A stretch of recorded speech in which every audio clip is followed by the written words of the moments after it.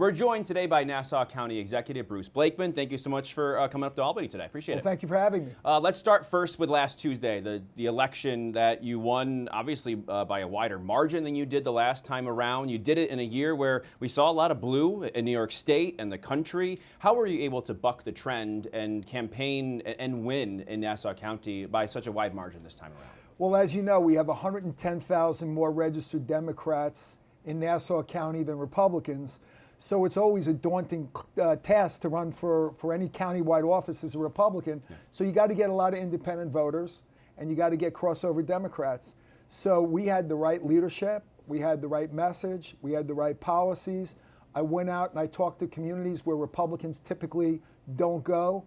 We did exceedingly well in the Hispanic American community. We did very well in the Asian American community. We made great inroads in the African American community. We got probably close to 2/3 of independent voters.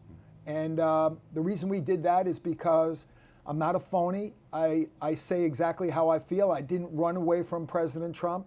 I told people that I wasn't going to make Nassau County a sanctuary county, that I was going to cooperate with ICE, and we have the most extensive cooperation agreement in America with ICE. And as a result, we're removing very dangerous criminals from our communities, and people like that. I think I probably got 60% of the vote in the Hispanic American community because they like the fact that I was removing criminals from their neighborhoods. So I think that's part of it, hiring 600 more police officers without raising taxes a penny in 4 years. So I didn't raise taxes, I'm tough on crime, and also I'm a compassionate county executive. You have to understand people and their needs. And the only way to do that is to go actually into their communities and listen to them. So we did a lot of things that traditional Republicans didn't do. And while some people might disagree with me on some policies, one of the things they liked was A, I wasn't a phony, B, I was compassionate, and C, they knew exactly where I stood, and they liked the fact that I haven't raised taxes in 4 years and that we are the safest county in America because I hired more cops, I invested in our police, I invested in our firefighters, and that's something that resonated very strong with the people of Nassau County, and I think it would resonate with the people throughout New York State. Your 287G cooperation with ICE, that's what you were referring to there, yes. Of course. We've seen that in a couple other counties in New York State. You do speak to being compassionate, though there are advocates in the immigration community that wouldn't say that policy is so compassionate. Why do you still think that that works for you, despite some of the pushback that you've received? Well, first of all, in the Hispanic American community, they don't want overcrowded schools. They don't want criminals in their neighborhoods. They don't want homelessness in their neighborhoods. They want to live like everybody else wants to live in a quality of life environment like we have in Nassau County. And basically, the people that are criticizing my cooperation with ICE, they don't even live in Nassau County, most of them. They're far left, progressive, what they call community leaders, but I don't think they represent the community. And basically, they're not speaking for the community. The fact of the matter is that every community in Nassau County wants a safer community. And the way to do that is to make sure that we have a strong police department, that we work together with ICE. Kathy Hochul, our governor, she spent $4 billion over the last 3 years on illegal migrants. Many of them were criminals, and many of them haven't contributed anything to New York or to America. I want to put New York first. I think we should put New York first. And that means not investing $4 billion in people who haven't earned it by giving them free housing, free telephones, free transportation, free food. It's about investing that money, that taxpayer money, back in our communities, rebuilding our infrastructure, supporting our hospitals, and giving more money to our schools to educate our children. Why are you here in Albany today? So I've been asked by so many business leaders, political leaders, community leaders to run for governor. And I said, look, I'm going to do my due diligence. I'm going to travel around the state. I'm going to talk to people, and I'm going to listen to people. And I'm going to listen to hear what they have to say. I want to learn about local issues throughout the state. But I have a vision for New York State, and I am seriously contemplating running for governor. And if I find there's support for my candidacy, then I'll do it. So right now I'm on a tour around the state, basically testing the waters to determine whether or not there is that support. And look, I think competition in the Republican Party is a good thing. It sharpens your issues. It gives people a chance to compare leadership styles. I've been the chief executive of a county larger than 10 states in population. We're the safest county in America, and Niche Magazine said that we're the most desirable place to live in New York State. So we're doing something right down there, and it shows that Democrats and independent voters voted for me and my ticket across the board. So they like what we're doing. When Elise Stefanik announced her candidacy last Friday, Ed Cox, the GOP chair, he came out and endorsed her, said there wouldn't be a competitive primary. You just said that would be a good thing. Is he one of the people that you have to convince that the primary is a good idea? Have you made those paths at all at this point? So Ed Cox is a friend of mine, and he is the chair of the party, but he doesn't speak for everybody. We don't have coronations in our party. We're not like the Democratic Party that had a coronation for Kamala Harris. How'd that work out for the Democrats? Competition is a good thing. And I'm going to travel around the state, and if I feel that I'm the best candidate to beat Kathy Hochul and to run the state, then I'm going to jump in. If people are supporting me and they're behind me and they think I'm the best candidate, then I'm going to jump in. If people think that Elise is the best candidate and that she has the best chance to win, then I'm going to support her 100%. But to try and eliminate competition, as Ed Cox has done, I think is a very, very big mistake, and I don't think it respects the values of democracy and our party. So I would say that to me it doesn't matter. I'm not going to make my decision based on what he says or anybody else says. I'm going to make my decision whether the people of the state of New York would embrace me as a candidate for governor and whether I had a clear path to victory. So this tour, as you call it, it's not a campaign yet? I haven't announced yet, okay. And I'll announce probably in the next few weeks. Okay. I will make a decision. And first I want to talk to people from around the state. I want to gauge their level of support. But I'm only doing this because even before the election, people were asking me to jump in. And I said, look, I'm not putting the cart before the horse. I'm not going to take the people of Nassau County for granted. I have to win that race. But the fact that I won with such a stunning result, 36,000 more votes than my opponent on what was a very, very dark night across New York State for the Republican Party and across all of America for the Republican Party. And I never ran away from Republican principles. So it's not like I was giving a different message.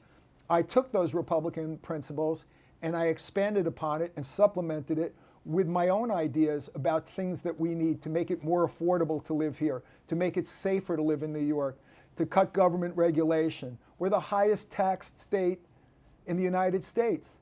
Why do you think people are leaving? Why do you think businesses are leaving? So the fact of the matter is Kathy Hochul has been a failure as governor, and we need somebody who has experience and somebody who's done it as I have done in Nassau County. So I'm already a chief executive officer of a county larger than 10 states in population. How long have you been considering a run for governor? Obviously, you've run for different offices over the course of your career. So I would say probably at 11:35 on election night, when I found out that I had a clear and convincing victory, and my phone started to ring with people calling me up and saying, okay, now the election's over, you got even a better result than anybody thought was possible. Would you please consider, because you're the best candidate to beat Kathy Hochul, you're the best person to run the state, would you do it? And I said to them, I will test the waters. Let me see what's out there. Let's see what the level of support is. I met with business leaders yesterday in New York City, and they were overwhelmingly encouraging me to make the run. So that means that I will get the support of the business community, because obviously campaigns cost a lot of money. But I'm hearing from just regular people. They want to change, and they want somebody who has on-the-job experience and has a record of achievement. You spoke, I think it was a statement you released to Politico, at least maybe the hours after, the day after, what it was, saying, or after at least Stefanik announced her gubernatorial bid, that you think that the Republicans need a candidate that would appeal to a broader audience, a broader constituency. What does that mean? Well, it means exactly what I did in Nassau County. So in Nassau County, with 110,000 more Democrats than Republicans, you can't win unless you get a vast majority of independent voters. And you can't win in New York State without independent voters voting for you. And you also need crossover Democrats. So I won in Democratic areas that hadn't voted for a Republican in 50 years. Let's take Plainview, for instance, a Democratic stronghold. I got 56% of the vote there. Syosset, Democratic stronghold. I got 61% of the vote there. So winning by 36,000 votes in a county that has a lot more Democrats means that I have a broad base of appeal. Why wouldn't Elise Stefanik have a broad base of appeal? Well, she hasn't demonstrated it yet, so I guess that's something that she's going to have to do, that she does have that kind of ability to get that kind of support. But I have that record, and I proved it twice, not just once, twice. So I ran against a popular incumbent. She was very well liked, and I ran a campaign against her that was very, I would say, issue-oriented. We didn't get into personalities. There was no name-calling. I ran on issues, and we were able to win because we had the better policies, and people trusted in my leadership. So the first time I beat a very popular Democrat incumbent. I've done it before. I can do it again. I was watching. And by the way, my opponent in Nassau County the first time out was a lot more popular than Kathy Hochul. I was watching one of the interviews you did in the lead up, the county executive, I think it was CBS New York. It was a really good interview. You mentioned the name calling aspect. In that same interview, you did call Zohran Mamdani a communist. And I think that there could be some that could say that is name calling because he does describe himself as a democratic socialist. How would you, as you're trying to appeal to a broader base of voters, New York City, you talked about your victory. He had a convincing victory in the primary, in the general election. Is that still name calling? I guess where do you fit that? I mean, when you're trying to appeal to voters that might say, you calling him a communist is also name calling. He's a communist. The fact of the matter is, he doesn't believe in capitalism. He believes in having a government-controlled economy, which has been a failure throughout history.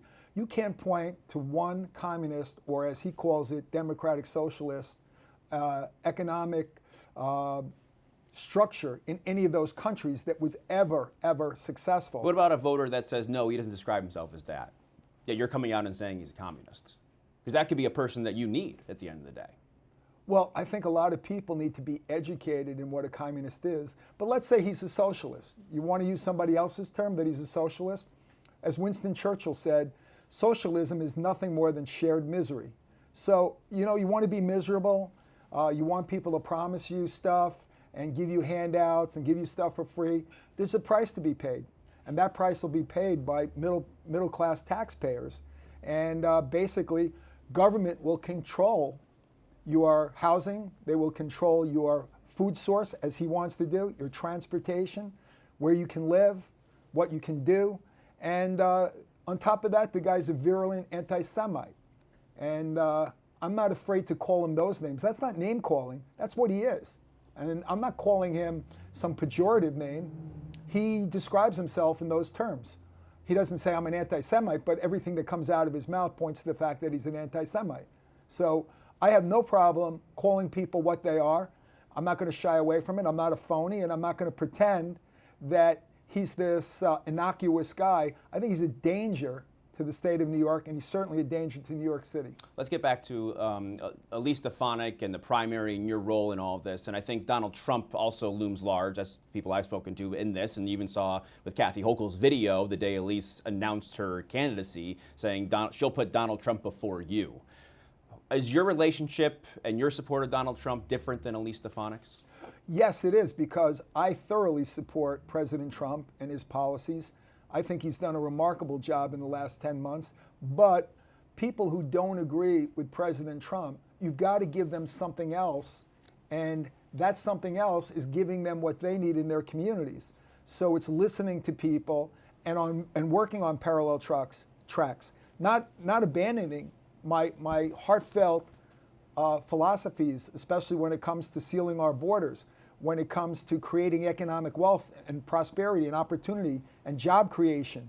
Those are things that I agree with the president 100%, but also offering more things. going into communities and talking about affordability. How are we going to make it more affordable?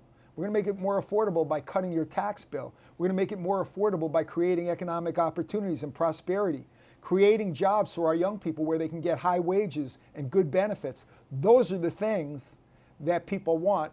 Those are the things that I've been able to provide in Nassau County. Those are the things that we need across the state. Appealing to people that don't agree.